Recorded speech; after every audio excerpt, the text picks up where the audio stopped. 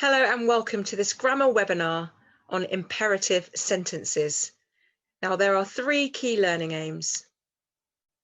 What is an imperative sentence? What different types of imperative sentences are there? How can you use imperative sentences? Now, first of all, what is an imperative sentence? An imperative sentence is used to give a command, an instruction, an invitation, or a request. Now, in these cases, the subject is generally implied. It's you, and it's not actually named. So imperative sentences are in the second person. They're also known as bossy verbs, and without the word please, these sentences can sound rude. So, for example, walk to the corner, turn right, come over for a cup of tea, even though they are requests or invitations, because they're implied for you and because they don't have please, they do sound like commanding and therefore rude. Cross the road, open your mouth, go away, keep quiet. Now, sometimes imperative sentences have an exclamation at the end to show the force of the command or the instruction. And so they are imperative exclamatory sentences with an exclamation at the end. Here are some more examples of imperative sentences that are used day to day. Pass the salt. So often you ask people to pass you something. Pass me the remote control. Pass the toothpaste. Move out of my way.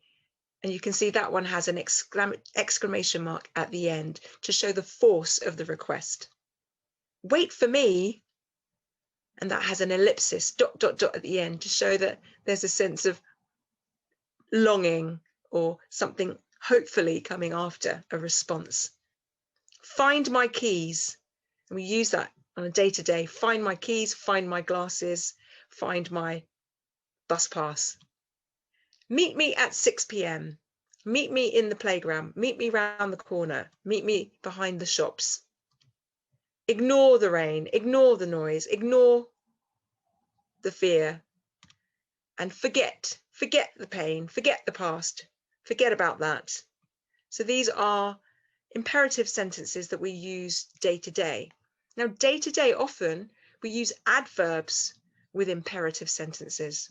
Always smile. Always say something nice. Never give your address. Never retaliate. Brush your teeth daily. Work independently. Tell me now. So imperative sentences often have adverbs that emphasize and give force or direction to the command, instruction, request, or invitation. Now, what is the difference between a declarative sentence and an imperative sentence? Declarative sentences are statements of fact or opinion. So, for example, it was a winter night. Father was busy at the stove with supper. The wind prowled about the eaves. So, if we wanted to change those into imperatives, you'd say, look, watch mother cooking, listen to the wind.